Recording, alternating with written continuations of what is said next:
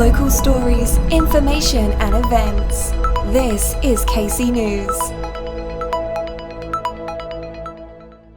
And we're going to just get right to it. It is my real pleasure to welcome back to Kansas City a remarkable woman to talk about a remarkable book. So, please help me welcome the former Secretary of State and future grandmother, Hillary Rodham Clinton.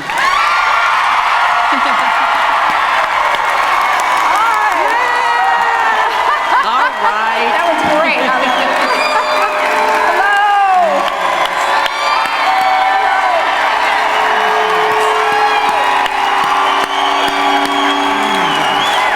Okay, guys. Sit now. Oh, yeah. Okay.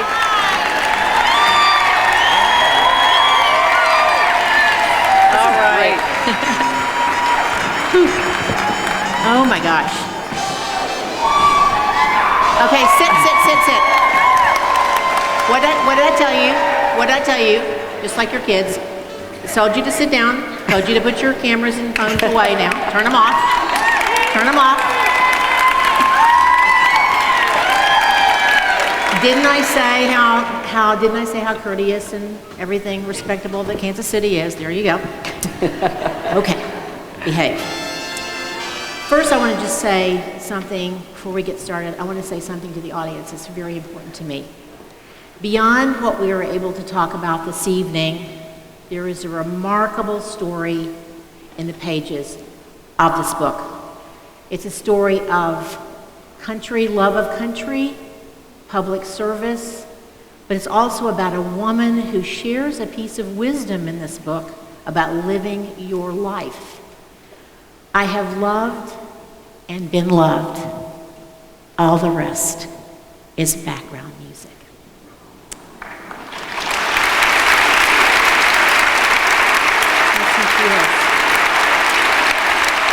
So, I know you're going to enjoy the conversation tonight, but the full story is in the book. So let's get started. Yes. You've just concluded your presidential campaign, and you're taking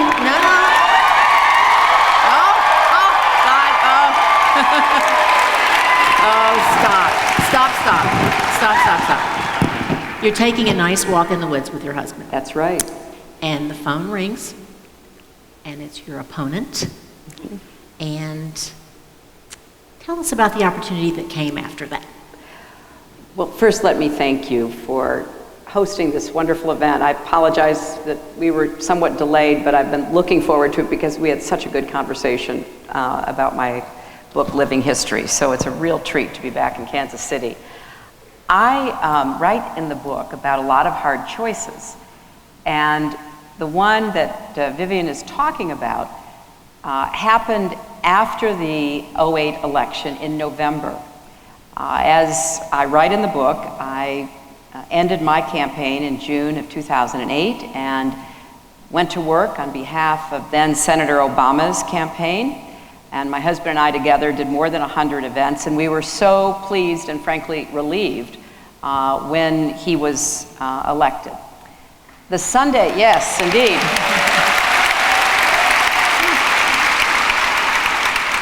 The Sunday after that election, we decided to take a long walk, which we love to do to kind of clear our heads. And we were in the middle of this wooded preserve near where we live in New York. There are woods in New York, yes. And Bill's cell phone rang, and he dug it out of his pocket, and it was then President-elect Obama asking if he could talk to us. And Bill said, well, we're in the middle of a forest preserve, but we will get back to you as soon as we get home, which we did. And on the way home, Bill said, I think he's probably calling to ask us about people that he's considering for positions and what we might have to say.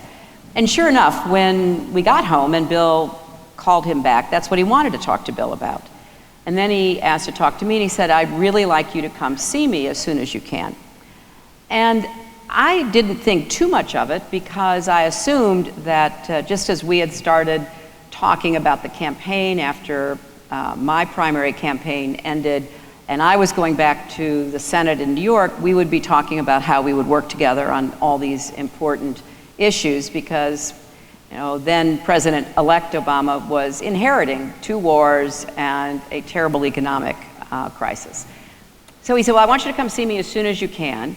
I said, okay. Then I started hearing from some of my friends who said, there are all these rumors that he's going to offer you something, maybe Postmaster General, we don't quite know. And I said, well, I don't think that's likely. And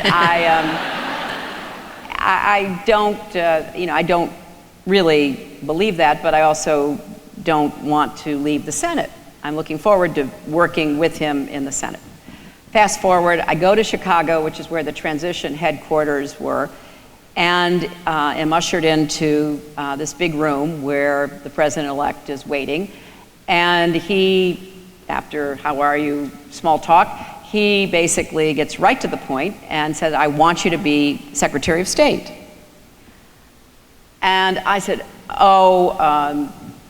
Mr. President-elect, I am, I'm flattered, I'm honored, but there are other people who could do this job. And I started giving him names.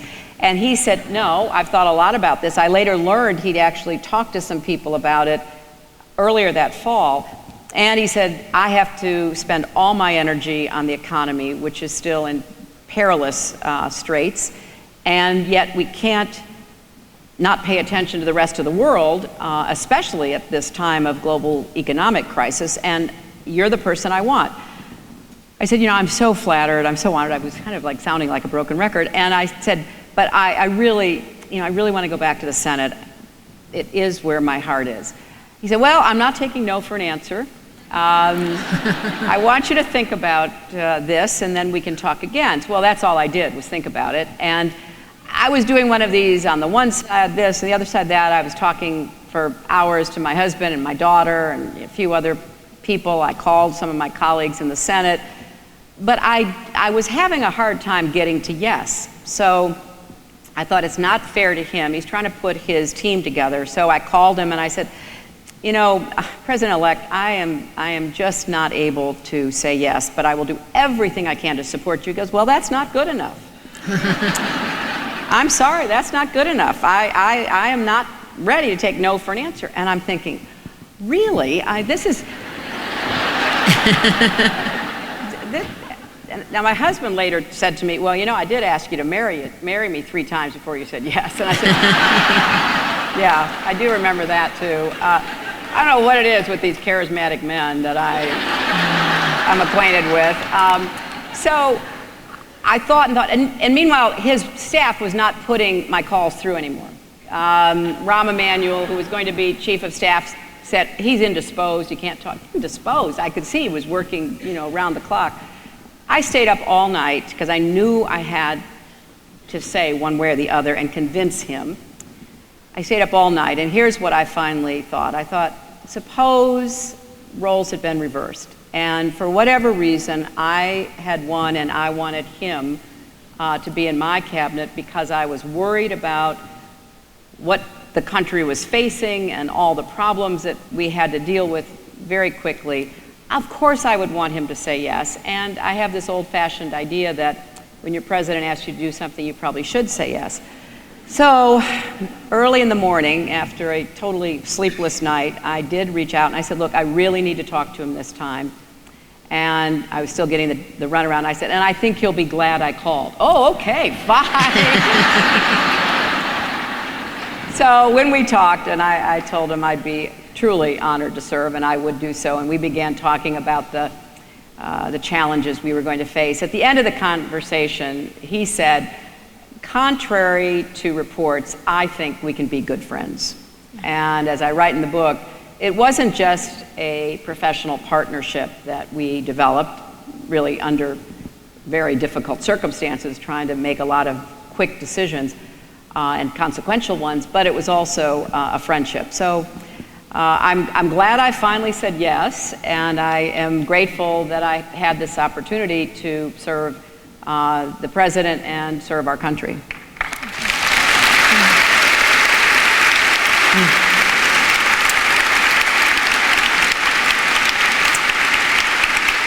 So now you have the job, and you had a new approach to think broadly about where and how we could use all the elements of American foreign policy in concert. Talk to us about smart power. Well, I had been in the Senate. I had served on the Armed Services Committee, and of course, as a senator from New York, I was deeply involved in the aftermath of the attacks on 9/11, because so many of my constituents were murdered that day. Their families were bereft. There were grievously injured people. Lower Manhattan was destroyed. So I had been very focused on the need for what we call hard power, because obviously when you are attacked and when you face ongoing threats, which we did because of my position in the Senate, I was quite privy to a lot of the ongoing threats that we were confronting. I knew that, of course, defense has to be front and center in the aftermath of something like that, but it cannot come to dominate how our country deals with the rest of the world. And that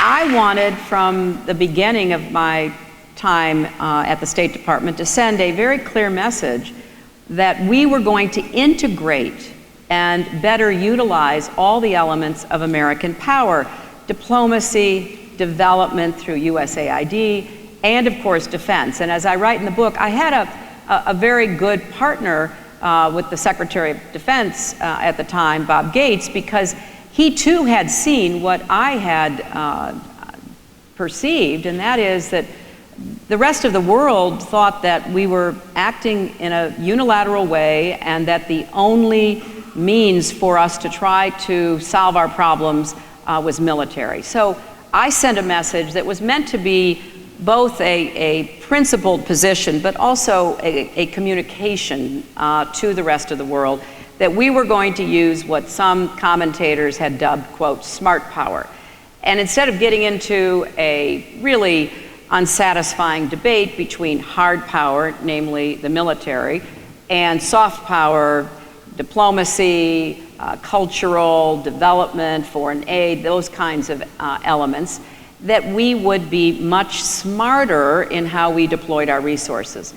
And it helped me as I began to reach out to leaders and talk about what we were trying to do and hear from them. And then as I began to travel, that I was coming as a representative of a new administration and of course of our country that has many tools in our toolbox, and most importantly, our values, who we are, what we stand for, freedom and democracy and opportunity. All of that is what I think undergirds our strength. And to get our economy moving again, begin to create jobs, help people recover, those were going to take different approaches. So I use the phrase smart power both to help us better organize within the State Department and at USAID, but also to send a message to the rest of the world that we were not going to be going out and saying to people, our way or the highway. We were going to be listening, and we were going to try to find, if possible, and it's not always possible, but if possible, some win-win common ground solutions to the issues that we faced. Right.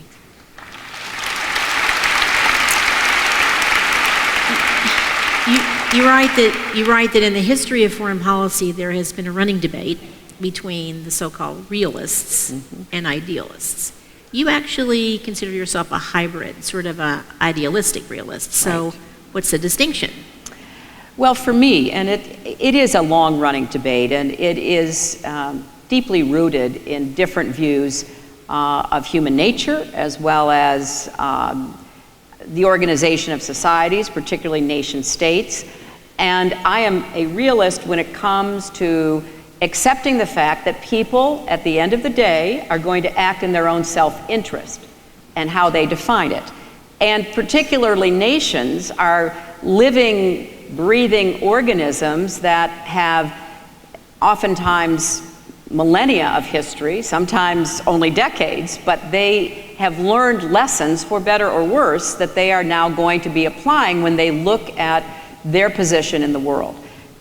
That to me is absolutely undeniable. However, if your only lens for looking at and dealing with the world is a kind of hyper-realistic one, like, the people will never respond to universal human rights. Women and girls in some parts of the world will always be marginalized and oppressed. Technology is a device, but it's not going to change how people think or interact. I mean, if you basically come down to saying, at the end of the day, this is all about power and how power is held and how power is used and defined in these different settings, then you have a worldview, but I think it's a worldview that does not recognize the power of values and ideas and underestimates the historic power of the United States of America. Because our values and our ideals have driven us to constantly improve our own views about how to make our society more inclusive, how to ensure that we are at least attempting to be as close to those values as possible, recognizing we don't always make it, that we have self-directing accountability within our political system. So we are selling ourselves short if we do not temper our realism with idealism. So that, for example, when I go around the world as your Secretary of State and I say to leaders, I think that you're missing a lot of what could be effective in your society because of the way you treat women and girls. I'm saying that both because I believe it. It is a core value that I have about human rights and in particular about the full participation of women and girls, but it's also wedded to realism because societies that do not allow for the full participation don't have the economic growth, don't have the peace and security, don't have the development of democracy. So trying to keep those two thoughts in mind at the same time is why, for want of a better phrase, I call myself an idealistic realist, not as a dodge, not to try to cover the bases, but because I think it is to our detriment if we have our head in the clouds and we expect people, just because we are urging them to, behave in a certain way without recognizing the realities of the situation. But I think it's also a loss for us if we just are moving the pieces around on the chessboard and don't recognize how our values helps to reshape that chessboard. So this was an exciting experience for me because it allowed me to put into words and actions what I'd been thinking about ever since I was a college student and got interested in international relations. And thought a lot about how people obtain power and use power. I'll tell you a quick story, and this kind of fits into this hybrid. My first trip was to Asia in February 2009, and I chose that deliberately. Secretaries of State make a statement with their first trip, and for all kinds of reasons, at different times, people would go to Europe to kind of make the rounds of our longtime allies. They might go to the Middle East. They might even go to Canada or Mexico, as some of my predecessors have done. I chose Asia because as I began calling and talking to Asian leaders, they would say, does the United States intend to reassert your presence in the Asia Pacific? Are you going to continue to play an active role? I said, well, of course. And then they would say, well, it has appeared for the last years that you've been so focused on South Asia, the Middle East, that we've been kind of an afterthought. So I said, okay, I will come that first trip. One of the other goals that I had was to conduct what's called public diplomacy. In other words, don't just define diplomacy by the meetings you have with presidents or kings or prime ministers or foreign ministers, usually behind closed doors in palaces or presidential offices and the like. But practice this public diplomacy. Try to connect with the people of a country, because even in dictatorships, autocracies, authoritarian regimes, leaders today have to pay some attention to what people think, in large measure because of technology and particularly social media. So I was going to appear on a show in Indonesia, which was kind of a cross between MTV and The View. And it was called The Awesome Show. And it was early in the morning, and you know, I was there, and there were these really energetic young people, and they would jump up and down between guests. I mean, they had so much energy. And one of them asked me, how could you work with Barack Obama? You ran a hard campaign against him, and he said terrible things about each other. How can you work with him?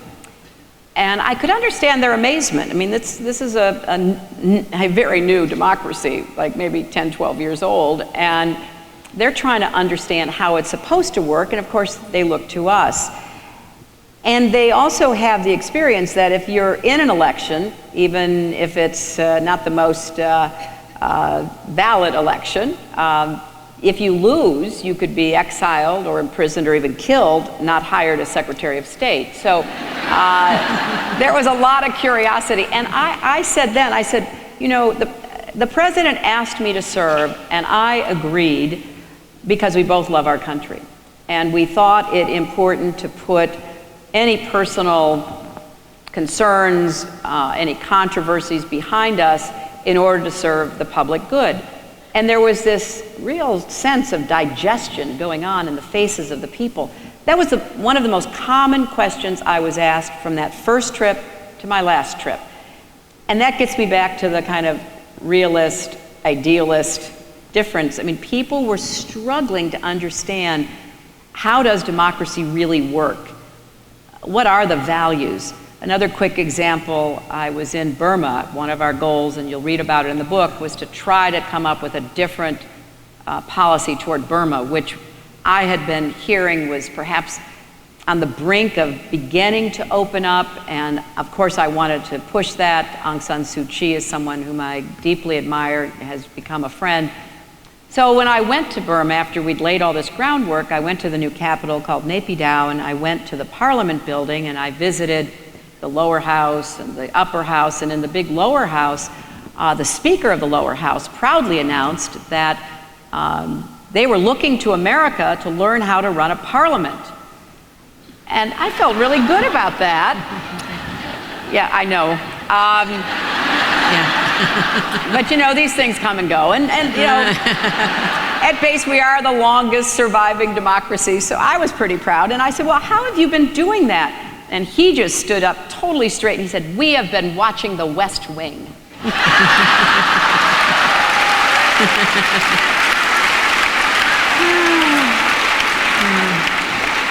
So, you know, you have to be aware, and I certainly became even more aware, how people around the world watch our every move, every word of our leaders. And sometimes, although obviously our primary concern is our own country and how we're, you know, going to do what we need to do, and we have our back and forth, our partisanship and political debate and all of that, but it is important to know that people are watching. And part of the reason they're watching is they want to know how to do it. Right. And I find that both an exhilarating possibility, but also a heavy responsibility. Well, and you're right.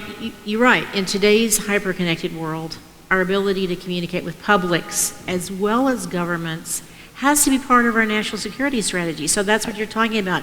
And you went out and out and out. I mean, one time you were sent, and your staff said to you, you're going to be a punching bag, and you said, punch away. Right. So, but you've had town hall meetings in some of the most hostile countries on the planet. What was that like? Well, it was challenging, to say the least, but I thought it was necessary. And a couple of quick examples. One that you referred to, the punching bag.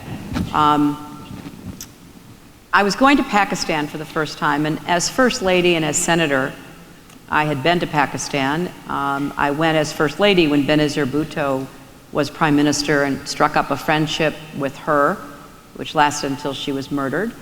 Got to know her children, got to know her husband, and I went as Senator to push the Pakistanis under then former General President Musharraf to be more vigorous in the pursuit of terrorists, which threatened them as well as the Afghans and our troops in Afghanistan. But when I went back as Secretary of State in the fall of '09, I was fully briefed about the attitudes that many Pakistanis have about the United States. And it was so distressing. The population is often manipulated by other forces within the society who put forth a conspiracy theory at least once a day.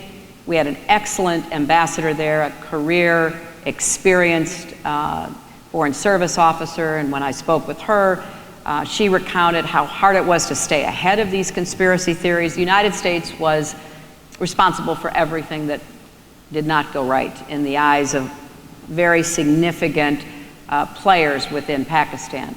You know, my big concern was the terrorist threat because that was directly connected to our national security at home.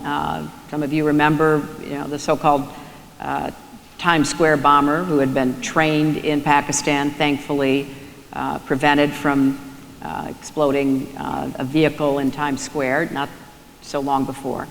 So when I went to Pakistan, I said, I don't want to just talk to the leadership, because I'm pretty sure I could tell you right now what they will say, because I've been there and done that. I want to get out, I want to talk to the press, which has a reputation for being quite hostile to us, and I want to do town halls. So I did, and when I said this to my State Department team, they said, well, you're just going to be a punching bag. And I said, well, I need to show that I respect them enough to be honest with them and see whether there is any way to break through what up until then had been a wall of deniability about what was happening there. Because after all, it's the Pakistanis themselves who have suffered the most from terrorism, more than 30,000 when I was Secretary of State, military and civilian victims. Markets bombed. We just saw the attack on the Karachi airport. And I say in the book that this is partly a result of a calculated, strategic decision by the military and intelligence services of Pakistan to keep proxy terrorists, to deal with India, to deal with Afghanistan. And it's like you think you can keep poisonous snakes in your backyard and they will only bite your neighbor. And these snakes have come back to bite the Pakistanis in a very big way. So when I got there, I did some roundtables with the press, and I did a town hall, and you'll see and read about how really vitriolic a lot of the exchanges were. And there was one memorable exchange where a group of journalists were just going at me that, everything in the United States. And that was particularly galling to me, both because the United States provided more development assistance to try to help the people of Pakistan than everybody else put together, and that we had been pushing the Pakistanis to do more themselves, but the elite very often did not care about educating all the children, did not care about many of the terrible conditions Pakistanis live with. So we were kind of in this back and forth, and finally, I said, I find it hard to believe that no one in this government knows where Al-Qaeda is. And there was just silence. And, a lot of shuffling and carrying on. And I just waited. Nobody had anything to say. The White House was later asked, and one of the White House reporters asked the White House press secretary, do you think it was appropriate for Secretary Clinton to be so blunt? And thankfully they said, absolutely, because we had tried many different approaches,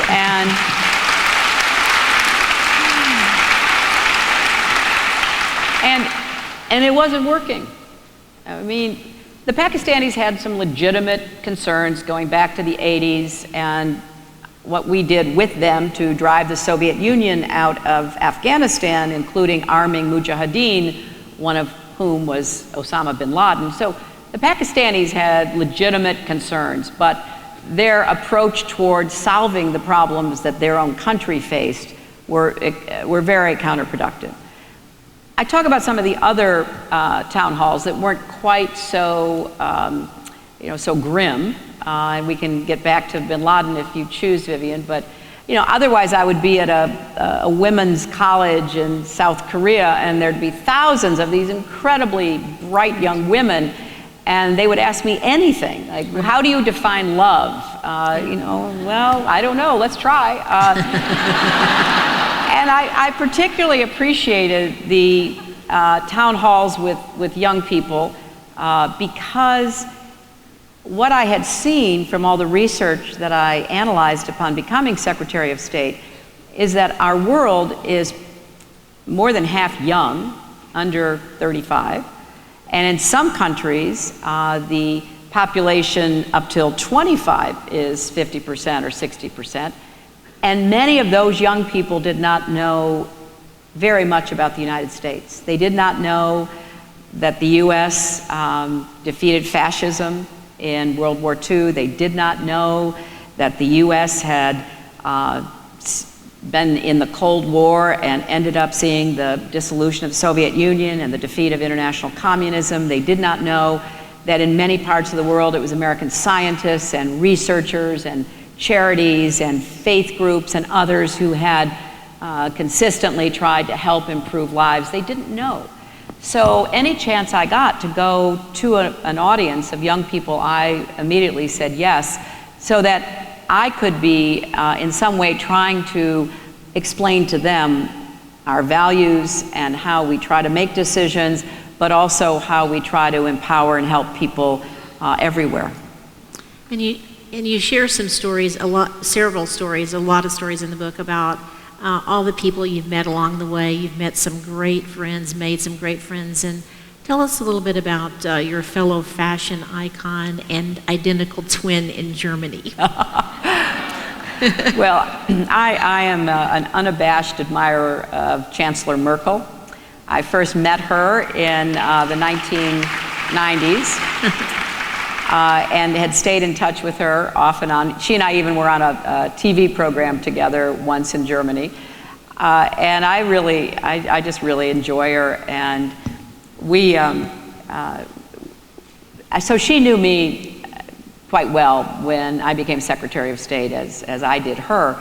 So we could quickly get to whatever the bottom line was and then try to resolve what our issues were the best we could, and then have dinner, have something that was more fun. And so the president invited her to come to Washington for a state visit, and I hosted a big lunch at the State Department and invited Vice President Biden, and it was to honor Chancellor Merkel. And we did the toasting and the role of hospitality and diplomacy, of graciousness. Everywhere you go in the world, they want to feed you because that's the oldest form of connecting with people and sitting down, having a meal. So I believed that was important too. So we're at the lunch, and I get up and we, exchange toasts, and then it's Chancellor Merkel's time, and she has something covered with a cloth.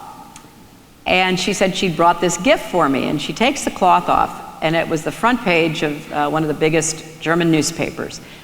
And we were standing side by side from my last visit to Berlin, and she and I had done a press conference, and the newspaper had cut our heads off because we were identically dressed. I had on a long jacket, she had on a long jacket, I had on black pants, she had on black pants, and the headline was, "Who is the Chancellor and who is the Secretary?" So she presented that to me, and we just, I just thought it was incredibly funny and very touching. and I have kept it with me ever since. It's a good reminder of a friendship with someone who has done an extraordinary job for her country. And then there was an incredible change of leadership in Liberia. Ellen Johnson Sirleaf, what a difference from Charles Taylor. Right. Got to meet her. Well, I also had known Ellen for a number of years, in part because as a senator and first lady, I was following the terrible civil war in Liberia. Our U.S. embassy in Monrovia, for a period of months, became the only safe haven in the entire city, and people were desperately seeking refuge there.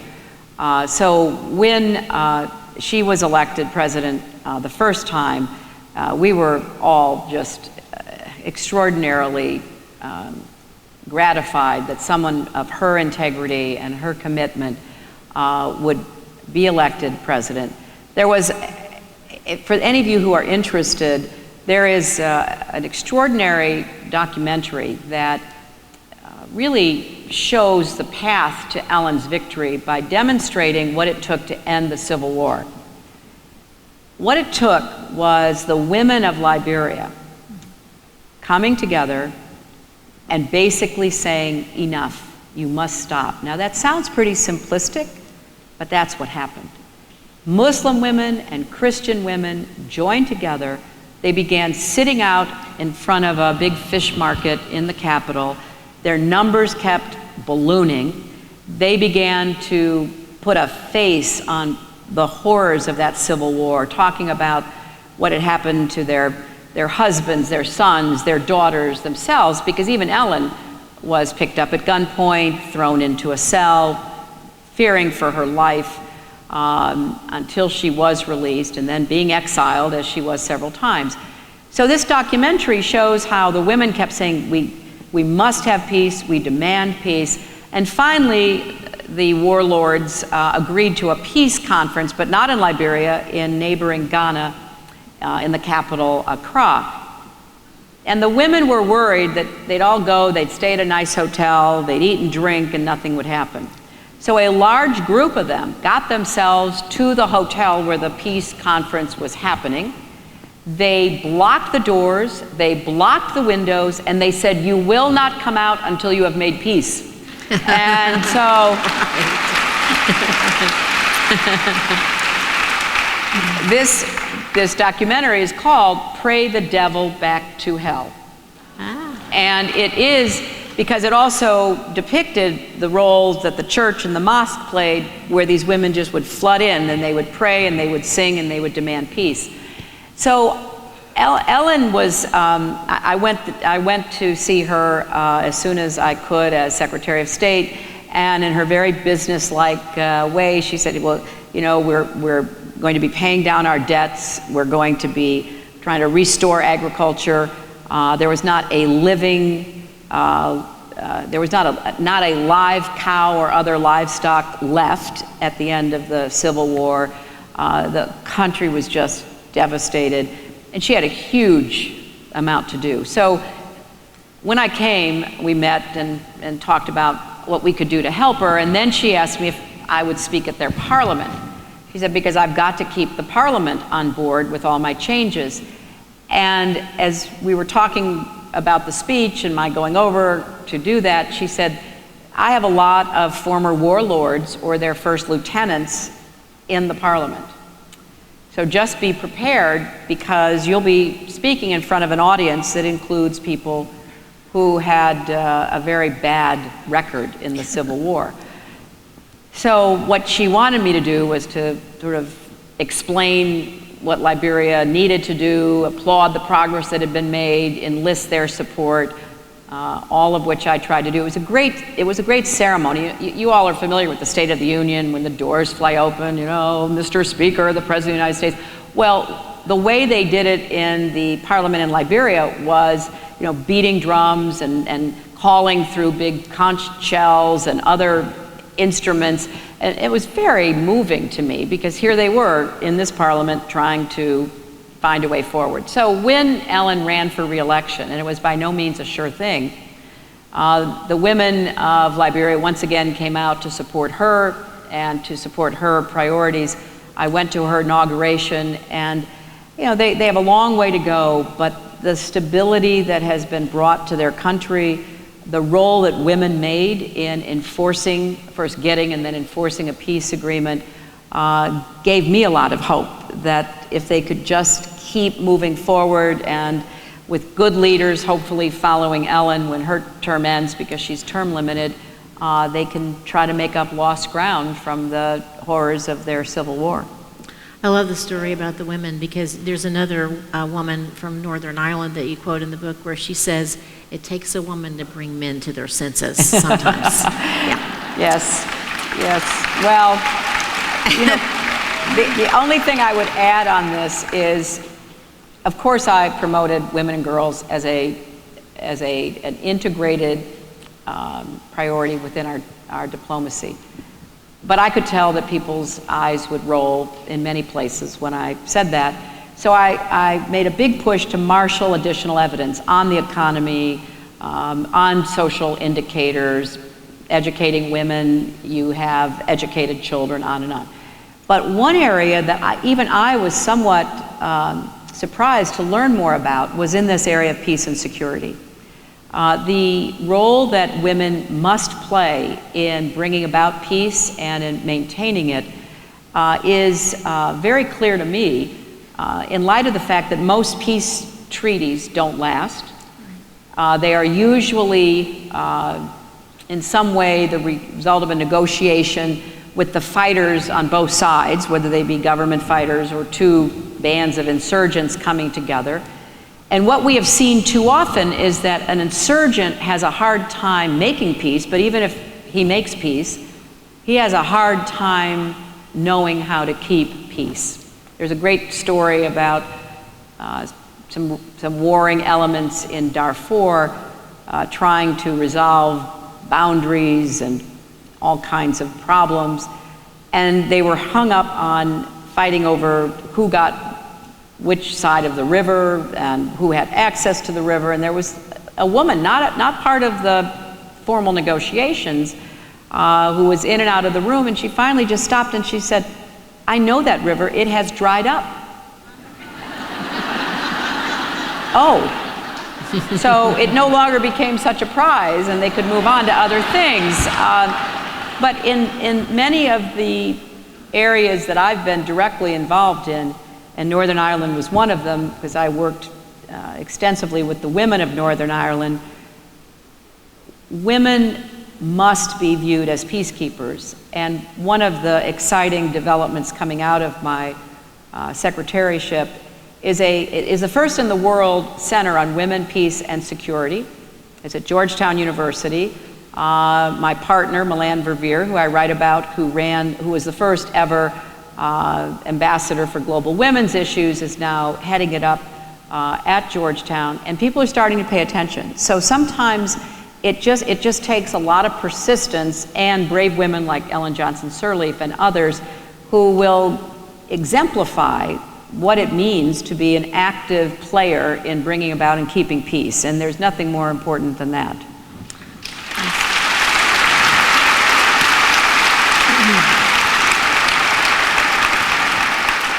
You say in the book, standing up for women is not just the right thing to do, it is smart and strategic. And the Prime Minister of Japan advanced a term that fits your worldview. Explain womenomics. Yes. Well, this was a particularly important issue for me because, again, I'd intuitively known this. I remember when I was in Africa as First Lady, and everywhere I drove in sub-Saharan Africa, I saw women in the fields, women with babies on their backs, women carrying water, women carrying firewood, women in the markets. And I was meeting with some economists, and I said to them, how do you evaluate the value of women's work to the formal economy? And they said, we don't. We don't count the informal sector. I said, well, if you don't count the informal sector, how do you in any way make an argument to the leaders of these countries about why women should be able to inherit the land that they till when their husbands die, should be able to get access to credit to start or expand a small business. And basically their answer was, we just don't do that. We don't have measurements for that. And that was in the 90s. Fast forward. Because of very important work done by a number of organizations, the World Bank, the International Monetary Fund, the UN, private analysts in our country and elsewhere, a picture began to emerge about what it means for every society that women are unable to fully participate in their country's economy. And this is true for everyone. If there are both legal or regulatory barriers that prevent women from holding jobs or having credit or getting the education they need to be employed, or if there are internal cultural prohibitions, so the laws look fine, but in fact nothing ever changes, economies are less effective, they don't grow as much, and their gross domestic product, the GDP it's called, isn't as big as it could be. So when I started getting this information and seeing the pattern that was developing from different sources, I got very excited because I'd made the moral argument, I'd made the human rights argument.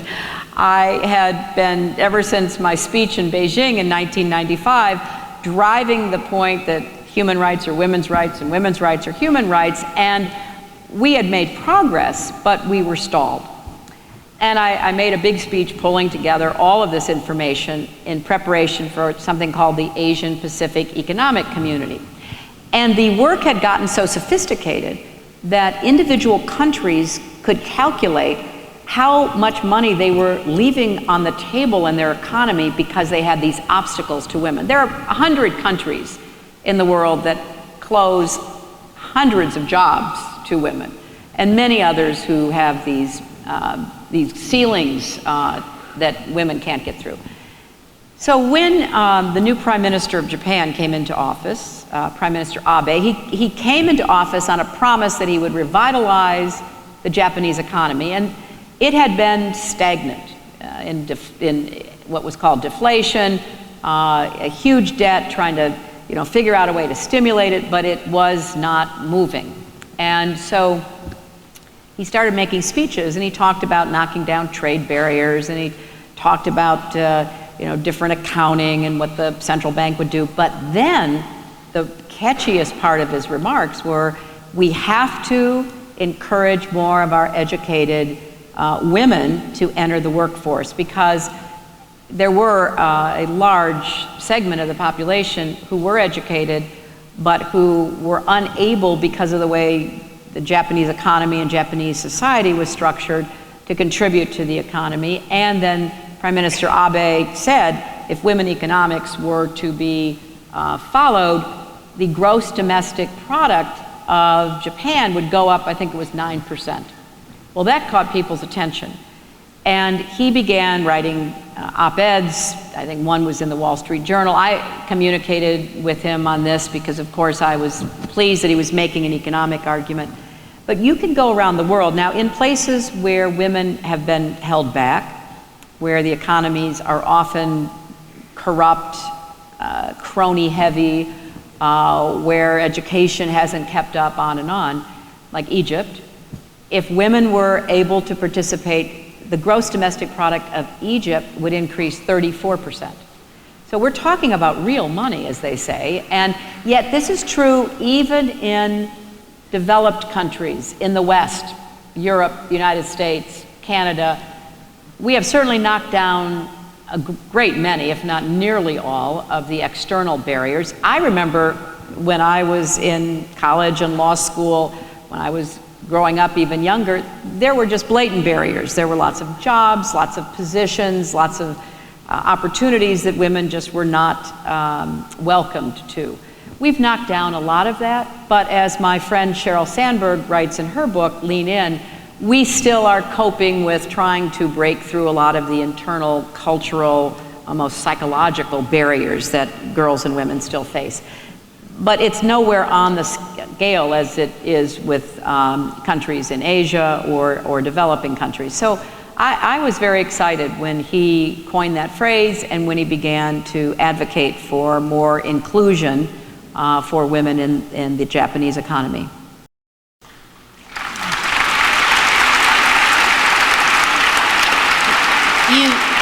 You write that you've always been working to strike the right balance, though, between seeing women as victims of discrimination and seeing women as agents of change, which you have just described. So you created an agent of change when you created the first ambassador at large for global women's issues. So talk just a little bit about that, because it's a permanent position now. And yes, one of the last things that the president did, I think it was my second to last day as Secretary of State, and I had lunch with him in the Oval Office, was to sign an executive order making permanent the ambassador at large for global women's issues. And it was a very significant commitment by the United States government, and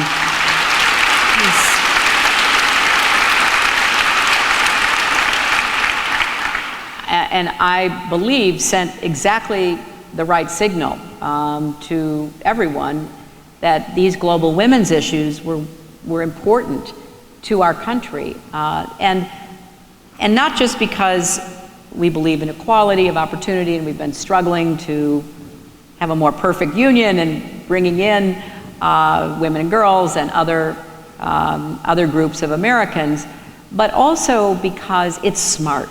To go back to my smart power, if you look at the problems we have in the world today, many of them are correlated with situations where girls and women are marginalized, dehumanized, oppressed, relegated to second-class citizenship. So my argument has been that we need to stand firmly on the side of women's rights, not only for the women themselves, and not only for what it can do for their countries, like the economic example I just gave, but also what it means for us. Because when you're a Secretary of State now in the 21st century, there are so many forces and factors at play. And it's important that we be on the right side of human rights for everyone, albeit we often have difficult balancing challenges between our values, our interests, and our security. That was a constant juggle for me. But the Global Women's Office and our ambassador at large is an institutionalized response. I'll tell you a quick story. I went to 112 countries, and some of the countries, people said, well, why are you going there? And there was always a reason, and maybe it didn't have any headline attached to it, but it might have had what I call the trend line. That you deal with the crises that are on the front pages, but you always have to keep in mind what's happening in the trend lines in order to try to stay ahead of those. And the whole issue of violence against women is one that has serious effects also on gross domestic product. There was just an event at the World Bank that I participated in where data analysis has shown that countries that tolerate violence against women are also countries that are not developing the way they should economically. Fascinating finding. So when I went to Papua New Guinea, in part it was to work with the government to try to help them be better prepared to deal with some very large energy finds off their coast. This is an issue of great concern to me because so many countries, we can just go around the world and call them out, they find gas or oil and they fall subject to what's called the resource curse. The money historically goes to the rich and the well-connected and the elite, and not into schools, not into roads, not into clean water, not into any of the basics that developing countries really need. So in Papua New Guinea, that was the principal reason why I was there. But there was a secondary reason, which at the time I went, it had one of the 5 highest rates of violence against women of any country in the world. And in some charts, it was number 1. So in meeting with the then Prime Minister, we go through energy and the economy and development, and then I say, but one of the issues that we believe is holding back your country from being as forward moving as I hear you wish to be is violence against women. And we would be very happy to work with Australia and others to help you write better laws, learn how to implement them, train judges, police, etc. He's looking at me like I have 3 heads. When I finish, he says, when a man comes home to work and his dinner is not ready, or it is not to his liking, he must make his displeasure known. And so, it is not that important. Please do not worry about it. This is where my diplomatic training comes in handy. So, I'm saying, well, Prime Minister, we don't believe that is, an appropriate, acceptable way to behave. And when someone hits someone else, particularly a man hits a woman or a child, we don't think that's cultural. We think it's criminal. I was not getting anywhere. So we go to the press conference, and I make my statement, he makes his statement, and then one of the American reporters said, Prime Minister, we hear you have a terrible problem of domestic violence. And in public, he repeats what he had just said to me. And people were astonished. And I met with all of these women, and they said, see what we have to deal with? And of course, then our ambassador at large for global women's issues, we began working with them, as did the Australians and others. So we worked with civil society. And fast forward, this man was voted out of office, a new prime minister came in, and one of the first things he did was to apologize to the women of Papua New Guinea. So, yay. So good. Now, I would be the first to tell you that is progress, but boy, there's a long way to go. Yeah. Cultural habits, religious beliefs, different forms of discrimination are a continuing problem, but getting it out in public, beginning to make it unacceptable, injecting it into the political debate at least gives us a place to start. You had 2 very important mentors in your life dedicated to advocacy of human rights, especially for women and children, Marian Wright Edelman and Eleanor Roosevelt. Right. Say what right. you'd like about those 2 my fabulous goodness. ladies. Well, I never had the great honor of knowing Eleanor Roosevelt, but when I was First Lady, I don't think there was any place I ever went in our country or around the world that I was not greeted by someone saying, welcome, Eleanor Roosevelt was here in 1938, 1942, 1956. She was just extraordinary. And her life of service, not only in being a partner with her husband during the Great Depression and trying to be his eyes, ears, and legs because he could not easily move, and then during World War II, sending off her sons to be soldiers in the United States military. And then after his death, one of her most lasting accomplishments was being on the drafting committee for the Universal Declaration of Human Rights, which was agreed to by the countries of the world after the Second World War at the new, very new United Nations. And it's a remarkable document.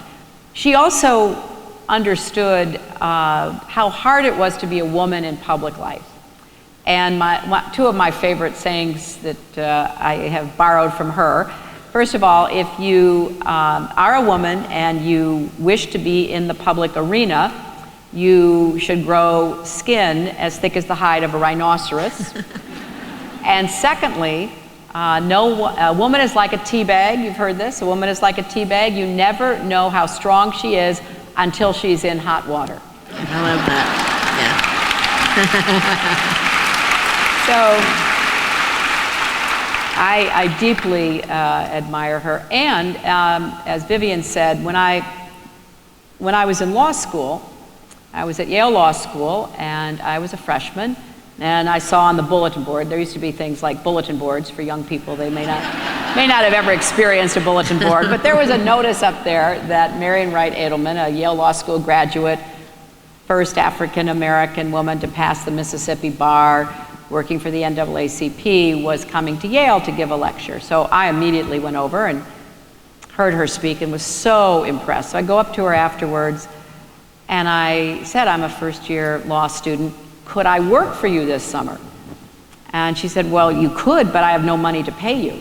And I said, well, if I could figure out how to get paid, could I work for you? And she goes, well, that's an offer I'm not going to turn down. And I was able to get a paid internship from the Law Student Civil Rights Research Council and go to work for Marian, working on poverty issues and children's issues. I worked particularly that summer on conditions facing migrant farm workers and particularly migrant children.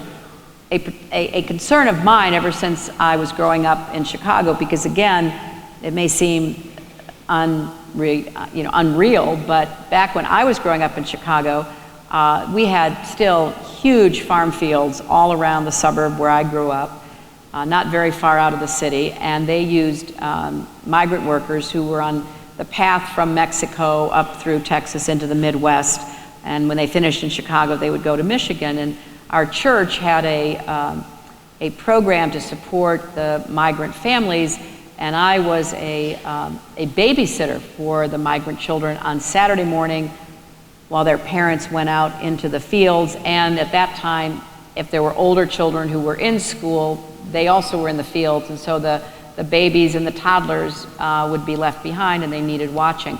So I had a particular interest in migrant farm workers. And so I worked that first summer for Marian, stayed in touch with her. When I got out of law school, I went to work for what she had then created, the Children's Defense Fund, and I learned so much working for her. She was absolutely committed to evidence and data as a means for making a case for change. And that first year that I worked for her, the Children's Defense Fund and other organizations were trying to get the data that would explain why all over our country there was a gap. If you looked at census data for school-age children, and then you compared it with school data for public and private schools, there was a gap. So where were these children? And we set up to go door to door in representative census districts, which I did in a place called New Bedford, Massachusetts, knocking on doors, asking if they had school-age children who weren't in school. And we found kids who had dropped out because they had to work, or kids who had to stay home while their parents worked to take care of younger kids. But what we really found were kids with disabilities, because this was before the American government adopted what is still today, I think, the best legislation in the world, that all children, even with disabilities, have a right to go to school to get an education. And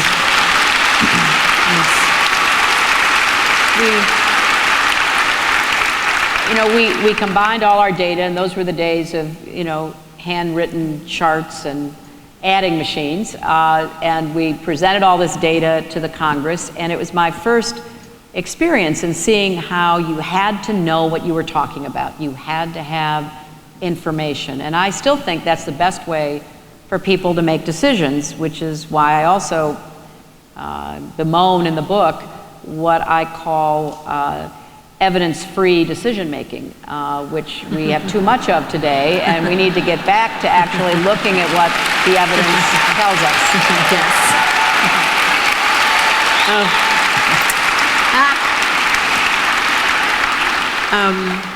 Is there a question you'd really like to talk about that nobody has asked you yet? Well, there are a couple of themes that people haven't asked me about that are in the book. One is in the chapter I write called Disaster and Development. I talk about how really generous and effective the United States is in dealing with disasters. Yes. When there is a tsunami, a hurricane, an earthquake, we can mobilize people and equipment and materials better and faster than anybody. And it could not happen unless the American people themselves both supported what our government does, but more than that, are generous in contributing to charities that are helping people in these terrible natural disasters. Sometimes it's related to conflict. There's a drought because people have cut down all the trees because they couldn't keep warm, and on and on and on. There's erosion, etc. So I contrast that, though, with the more challenging issue of development. Because as good as we are at disaster relief and response, we are still struggling to bring development into the 21st century. And we have to think differently because, again, the United States is looked to, and we have this remarkable array of partners. When I left the State Department, I joined my husband and my daughter at the Clinton Foundation, and part of what my husband did coming out of the White House was to create a foundation that now has more than 2,000 employees around the world to help solve problems by leveraging what other groups and governments and individuals, businesses all can do together. And it's that sense of how we try to structure being effective. So, quick example. I fully supported when I came in giving food aid in famines and in natural disasters, but what I hadn't fully appreciated is how our giving of emergency food had swamped our efforts to help people grow their own food and be more productive and self-sufficient going forward. So we began to work at the State Department on a program which we called Feed the Future. And it was designed to be more targeted in looking at who these farmers were in Africa and Asia in particular. They were, surprisingly, more than 60% women on these very small plots of land, who often did not have access to drought-resistant seeds, did not understand even simple drip irrigation or other irrigation means, did not have access to credit, did not have legal title to the land, lots of issues. So in our Feed the Future program in our government, we began to work with governments and work with other partners to put a lot more attention on how we could build up local farmers, how they could increase their yield so they not only could feed themselves and their extended families, but have something to feed into a market, broader distribution. That meant we had to start looking at what happened at harvest, because in India, for example, we knew 40% of the harvest was lost because there were no adequate storage facilities. There was certainly no refrigerated storage in most places in the country. So how did we begin to do more to help people take care of themselves? In effect, try to work ourselves out of a job down the road. And we did that with healthcare. We did that with other forms of infrastructure and job development. I mean, one of the big differences between the United States and other major players in developing countries is that we often focus on a lot of the human needs, so that our program to supply HIV/AIDS, which my husband worked with President George W. Bush to get the cost of drugs down, we're doing things that don't build buildings. They don't leave soccer stadiums behind. They don't build parliaments that everybody can point to and say, oh, so-and-so built that, or oh, that country built this. So we had to do a better job telling our own story because, as I said many times, the American taxpayers are going to support development, then we need to be as efficient, get the best results, and be given credit for it so that people know that this money is coming from Kansas City or from somewhere else. So I think this whole area of disaster and development for any of you who might be interested, maybe you work in a nonprofit or you work through your church or faith group, it might be of interest to see what our thinking and what I tried to do was. The second area that is rarely raised in any of my interviews has to do with what we were up against in terms of America's presence and leadership given the economy and what we were struggling with. I think it's absolutely fair to say that many people around the world were very upset with the United States, angry, blamed us for the economic recession that was sweeping the globe. Not fair, but there were elements that people could point to, of course. And there was a growing narrative that the United States was in decline, that our economy would not recover. And part of my job and part of what the president asked me to do was to go out and counter that narrative. Make it very clear that we were coming back, that never count America out, that we had the most dynamic, resilient economy. Yes, we had to do some very difficult decision-making, which we did, starting in the Bush administration, continuing in the Obama administration, but that we would get back on our feet. Now, we still have a long way to go. I'm very unsatisfied with where we are at this point compared to where we had been, but we dug ourselves out of the hole, and now we've got to keep climbing. What I tried to do in the State Department was to be a good partner to our economy, to our businesses and our workers, because I knew that other countries put a very heavy thumb on the scale to support their companies. I saw that firsthand when I was a senator, and I write about a very distinguished old American company called Corning, which makes state-of-the-art fiber optics and other advanced equipment. They'd been in China for a long time. All of a sudden, the Chinese government said, we're going to be imposing tariffs, which would have made their business in China uncompetitive, non-profitable. They came to me as a senator. I began trying to help them. I tried to get the Bush administration to help, but they had a different philosophy. Their philosophy was, you know, our government shouldn't be weighing in. We want every government out of the free market. We want, you know, we want governments to be on the sidelines. I said, well, that sounds really good, but that's not the way most of the world does business, and we're going to disadvantage our companies. I got nowhere. And then at my husband's library opening in Little Rock, I invite you all to go sometime. It's a fabulous place. We had all the former presidents, and President George W. Bush was there, and I took him aside and I said, you know, Mr. President, I explained everything. I said, I really need your help. This is a great company. It's not being treated fairly. And he said, I'll do what I can, and he was as good as his word, and we began to get some response. Well, fast forward, I'm now in the State Department, and yes, we have a Commerce Department, but we're the only government agency that has a presence in every country that we have diplomatic relations with. And therefore, I wanted to do more working with the rest of our government, working with chambers of commerce, working with American business and labor unions to try to present a more united front.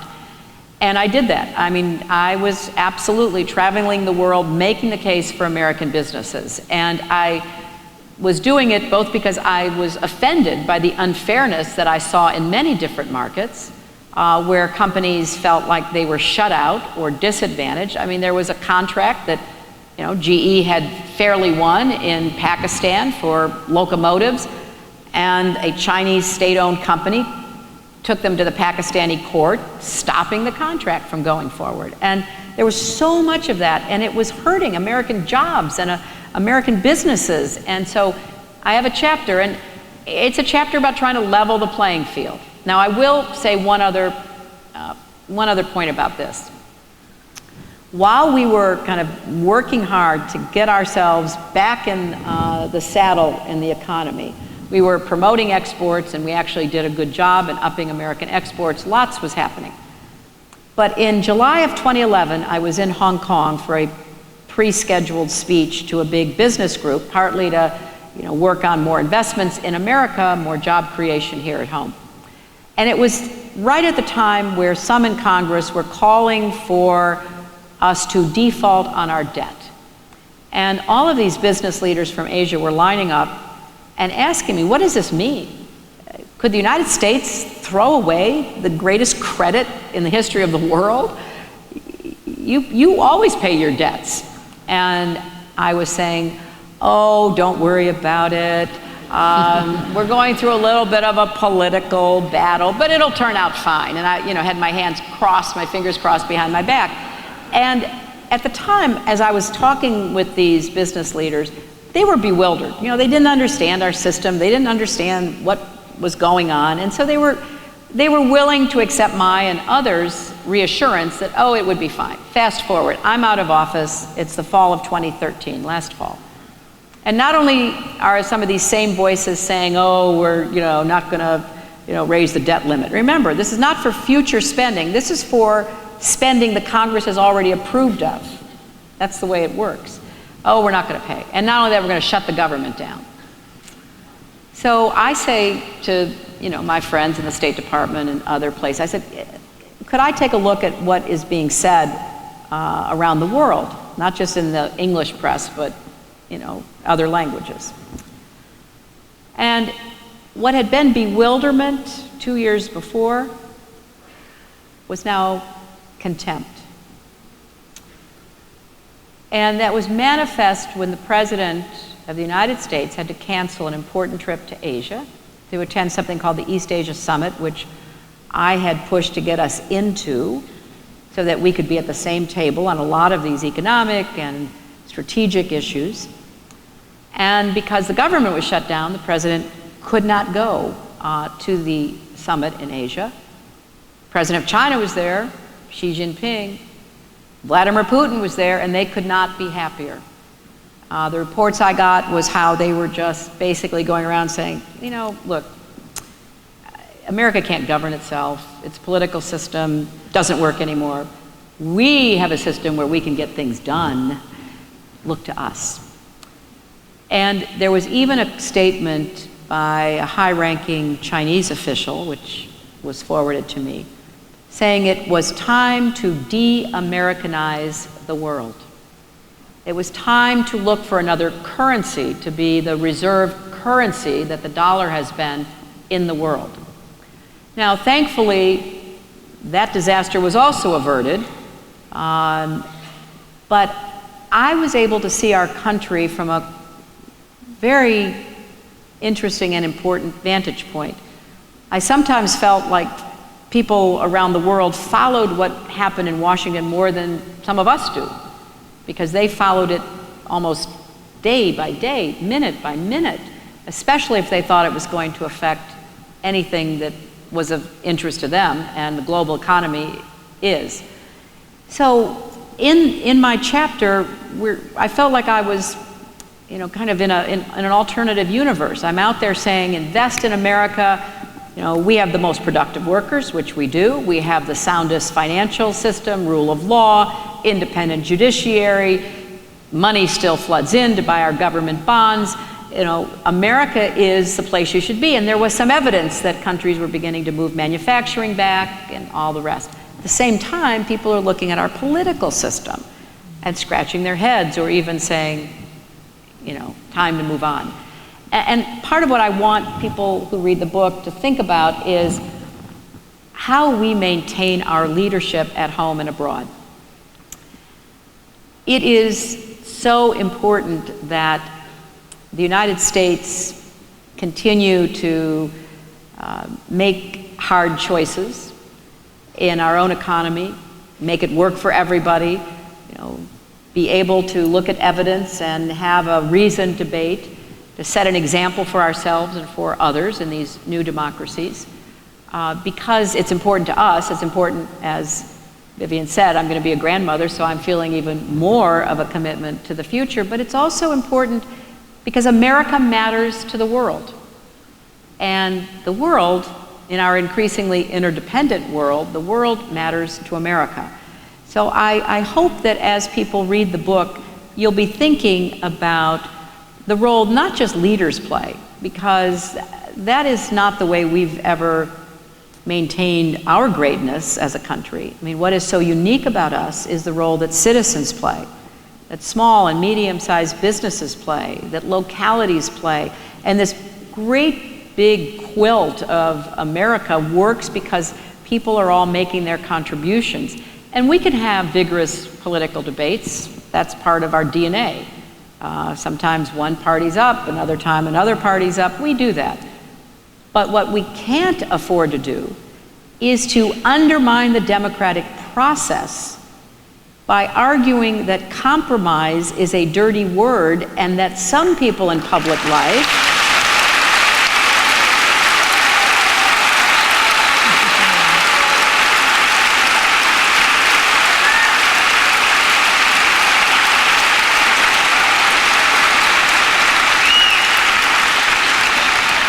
you've heard it, I've heard it.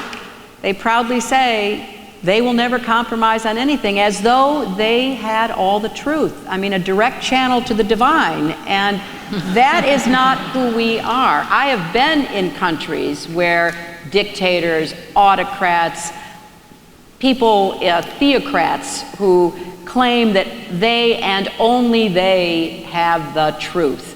We've never been that. Thank goodness we've never been that. And we should never allow anyone who runs for office to proudly claim he or she will never compromise, because that undermines the democratic process.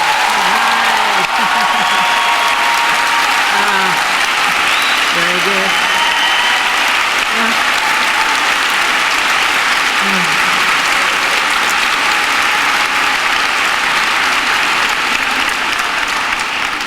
You write at the end, and I have to tell you all, I've read the book twice and I cried, both. I cried at the end.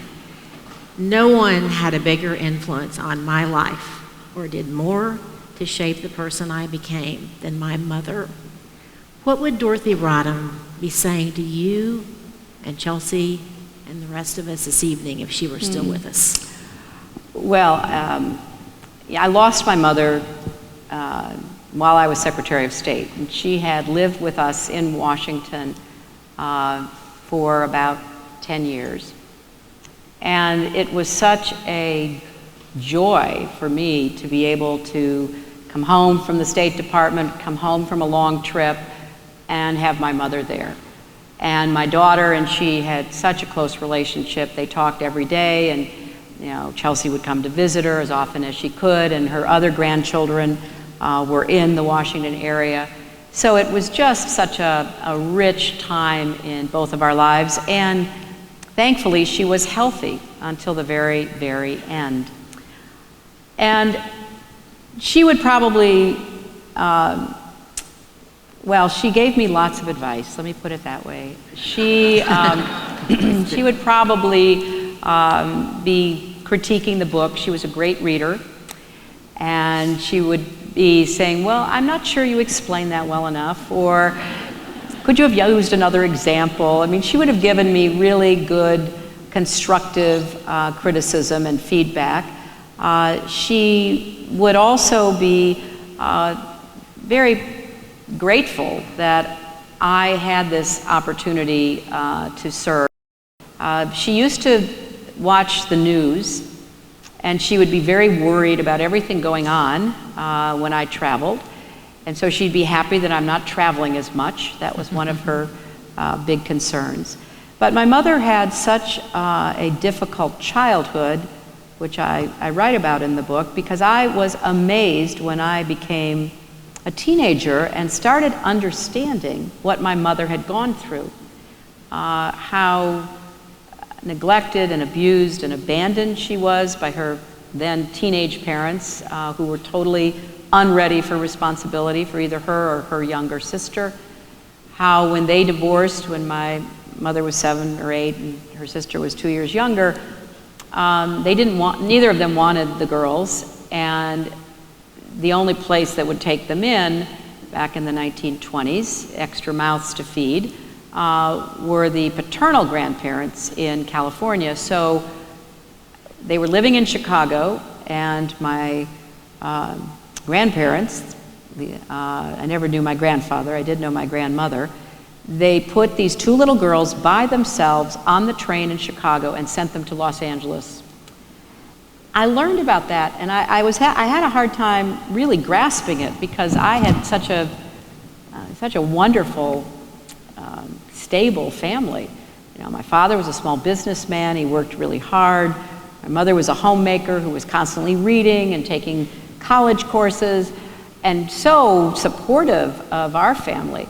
I could not really grasp how any parents could do that. And it sparked an interest in me in trying to see what I could do to help children. I worked hard at college and law school on issues of abuse and neglect and adoption and foster care and carried that forward. So my mother was a constant inspiration. She was a big part of my commitment to service. My father was a rock-ribbed, up-by-your-bootstraps, independent, work ethic, conservative Republican. And the gender gap started in my house in Park Ridge, Illinois, because my mother canceled out his vote practically every single election. But we had a lot of vigorous debates around our kitchen table.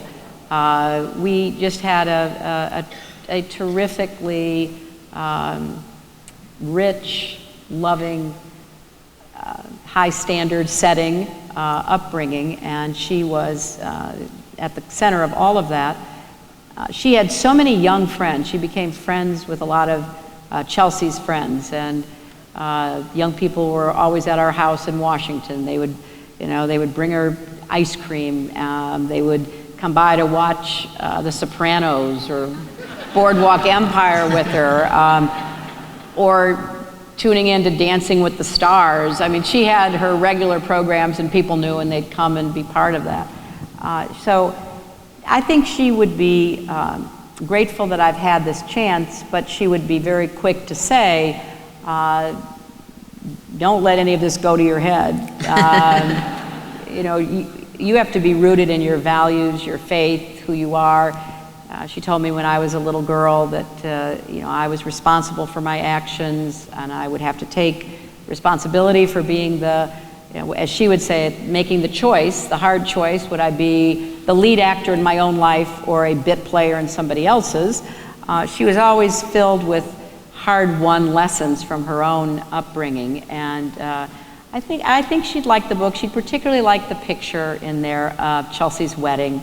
It's never been published before. It's a picture of my husband and me with Chelsea and her wonderful husband Mark with my mother in the middle. It was one of the happiest days of her life, so I think she'd really like that.